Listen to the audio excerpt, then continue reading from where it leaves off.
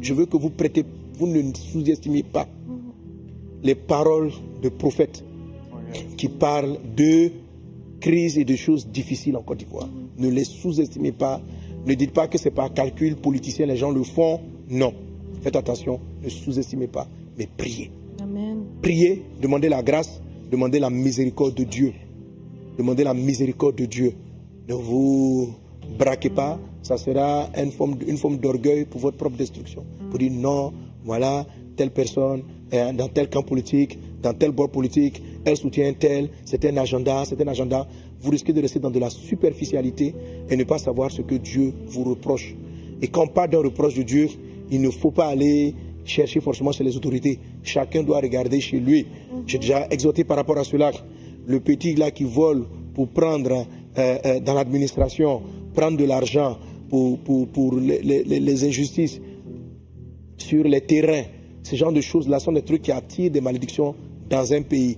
Et quand on va dire dans la crise, on a la phase visible qui sont les conflits politiques. Mais quand la guerre arrive, vous avez remarqué que souvent même les premières personnes épargnées sont les politiques. C'est-à-dire eux, ils arrivent à fuir. Et c'est la population qui périt. Parce que ce sont des jugements, non pas seulement contre les personnes politiques, mais souvent ce sont des jugements que la population a attirés contre elle par certaines attitudes de sa vie. Vous comprenez? Donc, chacun d'entre nous qui entend ce message doit se remettre en cause et regarder pour dire, Seigneur, détourne-moi du mal. Vous savez, la Côte d'Ivoire et beaucoup d'autres nations ont de grands destins. Ils ont de grands destins et ces choses-là vont se faire. C'est-à-dire que la Côte d'Ivoire va devenir un pays modèle sur le plan de l'administration. Où tu déposes ton papier, les choses vont devenir correctes. Ça va arriver. Voilà. Ça va être avec toi ou ça sera sans toi, mais ça va se faire. Ça va se faire où, quand les gens vont arriver à l'hôpital, ils seront pris en charge sans qu'on leur demande quelque chose de correct. Non. Ça va arriver où, quand la police, la sécurité va t'arrêter, c'est pas pour prendre ton argent, c'est pour sanctionner tes infractions et ou bien te donner un conseil. Ce temps-là arrive dans ce pays. Notre devoir, c'est d'être un modèle de l'espérance promise à l'humanité. Donc cette prophétie, je le déclare, va arriver. La Côte d'Ivoire sera à tout point de vue, à toutes les 12 ports d'influence, la Côte d'Ivoire sera un modèle. Heureux sont les administrateurs qui gèrent un pan de cette nation, qui vont prendre cela au sérieux et qui vont s'inscrire dans la voie de la droiture, de l'honnêteté, de la justice. Amen. Si vous le faites, Dieu vous préservera. Amen. Dieu vous protégera Amen. des malheurs qui risquent d'arriver. Dieu Amen. vous gardera et en gardant plusieurs, la nation sera ainsi gardée. Mais les plans et les projets de Dieu se réaliseront. Amen. Si tu continues à vivre comme ça, à vivre dans le mal, c'est toi que le Seigneur va ôter et un jugement, même si tu as l'argent pour fuir la Côte d'Ivoire, un jugement t'attrapera là où tu vas partir. Je vous en supplie par les compassions de Dieu, ne sous-estimez pas les prophéties qui annoncent des temps difficiles en Côte d'Ivoire cette année. Ne les sous-estimez pas. Prenez le temps de prier. N'ayez pas rempli d'orgueil pour penser que les gens sont manipulés, les gens sont achetés. Ça, c'est Satan qui est en train de vous aveugler au lieu de vous amener à vous remettre en cause. De vous remettre en cause. Si ces gens mentent, ça n'aura pas lieu. Ok? Mais si c'est par l'esprit qu'ils ont parlé, ne mettez pas votre vie en danger et la vie de vos enfants et de vos proches. Prenez cela au sérieux. Chacun suit sa part de responsabilité dans le pays. Doit se dire, est-ce que Dieu, le ciel, est d'accord avec ma manière de gérer ma portion de responsabilité que j'ai? Est-ce que le ciel est d'accord avec ma manière de gérer ma famille? Est-ce que le ciel apprécie ma manière de gérer le chef de service que je suis? Et je dois m'humilier et me repentir si le ciel, si Dieu me reproche quelque chose dans la portion professionnelle qui m'est accordée. Que Dieu bénisse la nation et ne sous-estimez pas ces choses. Nous prophétisons sur les nations dans le nom de Jésus. Et je ne sais pas, en tout cas, je suis poussé par l'Esprit à appeler la paix de Dieu sur la Côte d'Ivoire, à appeler la paix de Dieu sur les nations, à appeler la paix de Dieu. Que tout ce qui se trame dans le secret pour faire verser du sang, pour créer le trouble, que Dieu détruise cela dans le nom de Jésus. Amen. Mais que tout ce qui est fait et qui va contribuer au rayonnement, à la guérison, à la beauté, à la restauration puisse prospérer. Amen. Dans le nom de Jésus. Et que les plans de l'ennemi soient voués à l'échec. Voilà. Amen. Amen. Que Dieu vous bénisse abondamment. Amen. Ok, gloire à Dieu. Gloire à Dieu. Alors on est dans la phase de la récupération. Amen. Alors, qu'est-ce que vous avez retenu précédemment de nos messages? Est-ce que vous avez des questions? Est-ce que vous avez des questions? Parce que vos questions peuvent être aussi les questions en ligne. Et puis, on va regarder aussi en même temps sur nos pages.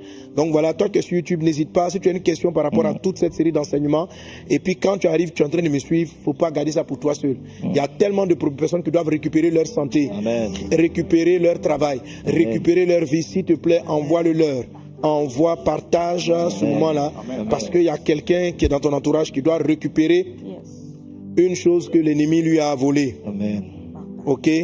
Donc, partage et tu seras béni. Amen. D'avoir été un instrument pour la guérison de quelqu'un d'autre. Ok. Gloire à Dieu. Amen. Alors, est-ce qu'on a des questions? Oui, moi, c'est pas des questions. C'est comme tu avais dit tout à l'heure, est-ce qu'on a un résumé des choses qui nous ont marquées?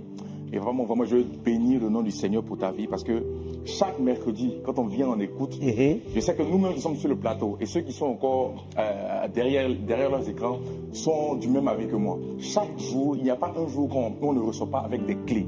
Moi, il y a deux clés particulières qui m'ont bouleversé. Ce sont les suivantes. Amen. Depuis longtemps, quand on est chrétien, on sait qu'il faut jeûner.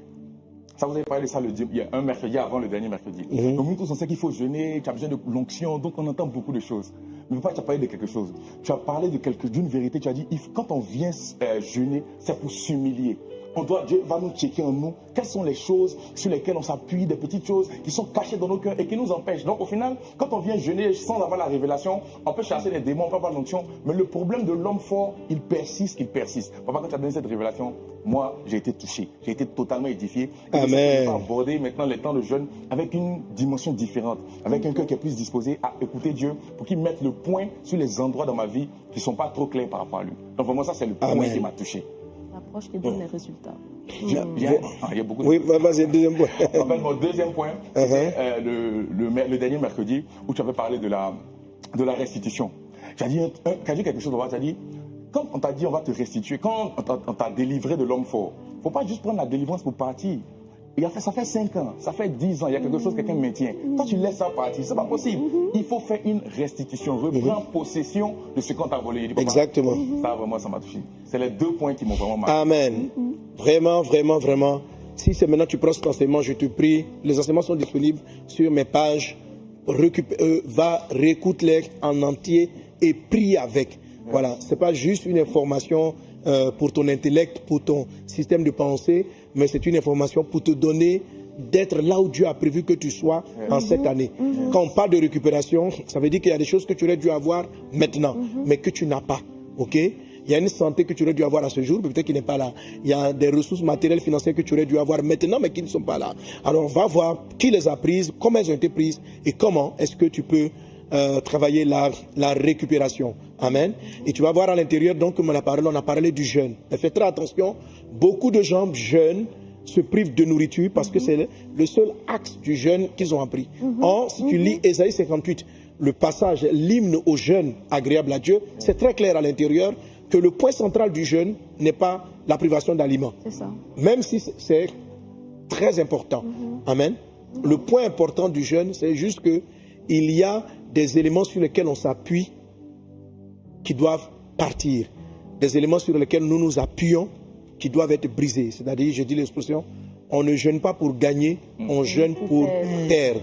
On ne jeûne pas pour gagner, on jeûne pour perdre. Amen. Surtout lorsqu'on a affaire à un homme fort. Par exemple, tu veux plus d'onction pour chasser un démon, c'est pas, le jeûne n'est pas Saint-Esprit, remplis-moi, remplis-moi, remplis-moi, remplis-moi, remplis-moi, que je sois plus fort. En fait, il y a un niveau de plénitude que tu ne peux pas avoir, c'est-à-dire donc un niveau d'onction, parce qu'il y a quelque chose qui est en toi. Donc si Dieu t'avait donné une capacité d'onction, tu te souviens de l'eau qui remplit et qui déborde, si Dieu t'a donné une capacité d'onction de 1000 litres, ok, de 1000 litres, c'est-à-dire que, parce que aucun démon qui va venir contre toi est plus grand que celui qui est en toi. Dieu ne permettra pas à ce qu'une épreuve ou une tentation soit au-dessus de ta force. Donc le jour où l'épreuve survient, il faut savoir que Dieu t'a donné les moyens. Mais les moyens, c'est quoi? C'est ta capacité. Alors tu te souviens de l'image que j'utilise souvent, donc avec le verre, je dis que c'est quoi l'onction? L'onction, c'est l'eau, comme si on renversait de l'eau dans le verre. Et lorsque l'eau atteint le rabord et commence à couler, l'eau qui est autour du verre, c'est ce qu'on appelle l'onction, c'est ce qu'on appelle le revêtement. Et c'est avec ça qu'on chasse les démons. Donc, mais la quantité d'eau est fonction du volume du verre. Ok? C'est fonction du volume du verre. Donc, si Dieu t'a donné 1000 litres de verre, c'est-à-dire que tu es capable de déverser comme onction à ce niveau. Mais qu'il y a des choses dans le verre. Il y a des cailloux dans le verre. Il y a du sable dans le verre. Tu ne pourras jamais remplir les 1000 litres. Tu ne vas remplir que peut-être 300, 200 litres. Et ton onction sera insuffisante pour traiter avec les démons. Alors quand Jésus dit aux disciples, jeûnez et priez, allez vous vider. Allez vous vider. Allez demander à Dieu où est le caillou que dans ma vie. Il va te montrer un peu d'orgueil ici, de la méchanceté quelque part, de la rétention par ici, du faux par là, un petit mensonge dans ta vie par ici. Il va te montrer ça et tu te confesses et tu décides et tu choisis de t'en priver. Voilà, c'est ainsi que l'onction sera à son plein niveau et tu pourras facilement venir à bout de cet homme fort. Amen. Merci donc pour ce rappel. Un autre point et puis... Moi, j'ai un point. Oui, oui. Le mercredi, enfin, il y a 2 mercredis, à la dernière émission, on est parti pour la récupération sur la base de 1 Pierre 1, le verset 18, qui dit que ce n'est pas par des choses périssables que nous avons été rachetés de la vaine manière de vivre héritée de nos pères, mais par le sang. Et tu nous as dit que lorsque nous allons récupérer, nous devons avoir la foi que le sang de Jésus, c'est un moyen de commerce puissant devant lequel le diable ne peut que céder. Et donc, par le sang de Jésus, on fait basculer la propriété. Ce que le diable avait volé, si nous croyons que le sang de Jésus est suffisamment puissant, nous récupérons par le sang de Jésus les choses volées, qu'on ait conscience ou pas. C'est la partie de qu'on en ait conscience ou pas là. Franchement, ça m'a vraiment fait du bien. Qu'on en ait conscience ou pas, le sang de Jésus nous fait récupérer tout ce que le diable nous avait volé. Amen. Amen. Tu as bien compris, ma fille. Amen. Alléluia. Amen. Exactement. Amen. Et c'est ça là le point principal de la récupération divine. Yes. Le sang de Jésus, généralement on le connaît, on l'utilise beaucoup plus. Même si on l'utilise, il nous a rachetés, mais on ne pèse pas la puissance du mot racheter. On s'arrête juste au fait de l'expiation. L'expiation, c'est le pardon du péché. Ok? Donc, par le sang de Jésus, Dieu a expié nos fautes par le sang de l'agneau. Donc, ça veut dire quoi? Effacer. J'ai commis des vols, j'ai menti, j'ai commis l'adultère, l'impudicité, ça a souillé mon âme, ça a souillé mon sang. Quand je viens vers le sang de l'agneau, je confesse mes péchés, le sang me lave, le sang me purifie de mes péchés. Ça, c'est le volet expiation. Mais la Bible nous dit aussi que nous avons été rachetés par son sang. Et la Bible va loin, donc le passage qu'elle a cité dans le livre de 1 Pierre, nous avons été rachetés de la vaine manière de vivre que nous avions hérité de nos parents. Que le sang de l'agneau est plus précieux que l'or pour racheter de la vaine manière de vivre. C'est-à-dire que la manière de vivre de nos parents, qui était vaine, nous fait des pertes dans notre vie présente. Et le sang de Jésus-Christ a le pouvoir d'aller racheter. C'est-à-dire c'est de l'argent, sur le plan spirituel, qu'on va déposer devant l'homme fort. Pourquoi l'homme fort? Ça, je ne vous l'avais pas dit. Je suis dans mon message d'aujourd'hui. Amen. Parce que, si vous avez remarqué qu'on a expliqué, Jésus a dit, quand un homme fort est bien armé, on va lire Luc. notre passage, Luc chapitre 11, Bien. verset 21, c'est ça? 21, Voilà, vas-y. Lorsqu'un homme fort et bien armé garde Oui. sa maison, ce qu'il possède est en sûreté. Mais si un plus fort que lui survient et le dompte, il lui enlève toutes les armes dans lesquelles il se confiait et il distribue. Voilà, lorsqu'un homme fort est bien armé, reprends. Lorsqu'un homme fort et bien armé garde sa maison, Tu vois l'expression, il parlait ici de sa maison. On dit les biens qu'il possède sont en sûreté. Donc, d'une manière ou d'une autre, Jésus reconnaît qu'il y a eu un transfert de propriété à un moment donné de l'histoire de chacun. Donc, on parle de la vaine manière de vivre de nos pères. Qu'est-ce que papa, qu'est-ce que maman ont donné à des esprits? qu'est-ce qu'ils leur ont donné? On dit ce qu'ils possèdent est en sûreté. Papa voulait faire réussir sa plantation. Et je veux rappeler, quand la Bible parle de la belle manière de vivre de nos parents, ça va très loin. Parce que l'iniquité des pères, dit l'Écriture, est punie jusqu'à la 3e et la 4e génération. Une génération évolue entre 60 et 100 ans. Si je prends des générations de 100 années, nous sommes aujourd'hui en 2025. Bon, moins 100 ans, ça fait combien? 1925. 1925. Une génération en arrière. 1925 moins 100 ans. 1825. 2 générations en arrière. 3e génération. 1825 moins 100. 1725. Avec combien de générations? 3. 3. 1725 moins 100. 1625. Donc si vous êtes dans une famille où les gens vivent un peu longtemps et qu'on a des générations de 100 ans, vous pouvez faire le même calcul avec 60 ans. C'est-à-dire que un engagement pris par ton aïeul en 1625 a des incidents sur toi aujourd'hui. Tu comprends? C'est-à-dire que le gars, il est parti là-bas. Mais regardez, entre Abraham et Lévi, la Bible dit quoi dans le livre d'Hébreux? Que lorsque Abraham est parti faire une offrande à Melchisedec, Lévi était dans ce terrain, a aussi fait l'offrande. Lévi a aussi fait l'offrande. C'est fort.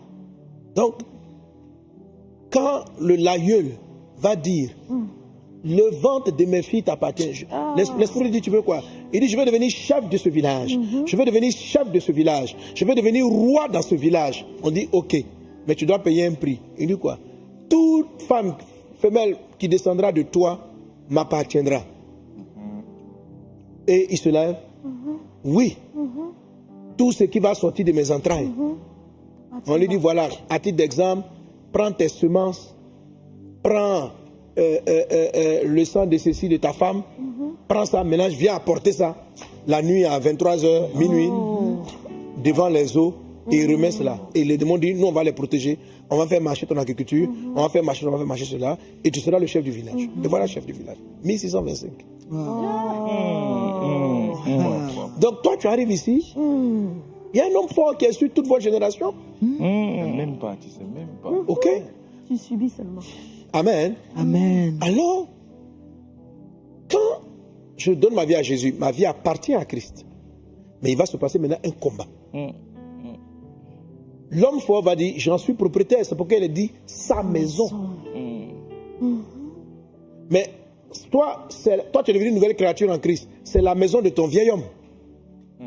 Et tu vas aller là-bas maintenant pour récupérer. Tout n'est pas par la force. Ici, c'est du commerce. Comment? Amen. Amen. Tu prends le sang de Jésus. Amen. Oh yes. Amen. Et tu viens le déposer. C'est ça le mot. Il nous a rachetés. Ce n'est pas il nous a récupérés par force. C'est il nous a rachetés parce qu'on avait été vendus. Parce que ton mariage a été vendu. Parce que ta réussite a été vendue.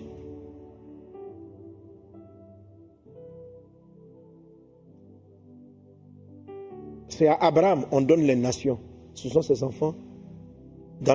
Abraham lui sur le thème pays. La Bible dit par lui seront bénies toutes les nations de la terre. Abraham est une nation. En lui, il y avait la royauté qui est tombée sur son descendant Judas.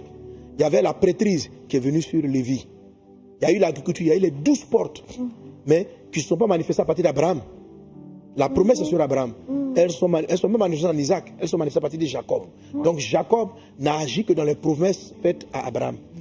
Et ce sont les 12 enfants de Jacob qui sont devenus les pères principaux des nations et les bénédictions des nations. Bref, tu vois, le lien d'hérédité existe, il est réel. Mais il y a des choses qui ont été vendues légalement à Satan. Donc lorsqu'il les réclame, il ne s'agit pas seulement de s'arrêter pour dire je refuse. Tu as dit tu refuses quoi? C'est le propriétaire, tu fais comment? C'est pas une affaire de palabres. Il y a des histoires, il faut aller par la force. Nous allons dans les camps ennemis pour arracher. La Bible ne dit pas le sang de Jésus a arraché. La Bible dit le sang a racheté. Donc le sang peut nous servir à arracher ce qui nous a été volé, mais le sang aussi nous sert à racheter. Aujourd'hui, je suis dans la notion du rachat. Amen. Tu dois savoir utiliser le sang de Jésus. Tu l'as utilisé comme moyen expiatoire pour le pardon de tes péchés. Mais maintenant, on veut aller récupérer l'honneur, l'éternel, le mal. On va aller récupérer. On va aller récupérer. Donc, on va les récupérer. On va avec quelle arme? Est-ce qu'on va en mode arraché? Pas forcément. On peut aller en mode racheté. Et le sang de Jésus a suffisamment de valeur pour nous racheter de la vaine manière de vivre de nos pères et de nous-mêmes actuellement. Le rachat en train de parler dans le nom de Jésus. Alors on va invoquer le sang dans la prière. On va invoquer le sang de Jésus. Alors toi qui me suis, commence par invoquer le sang.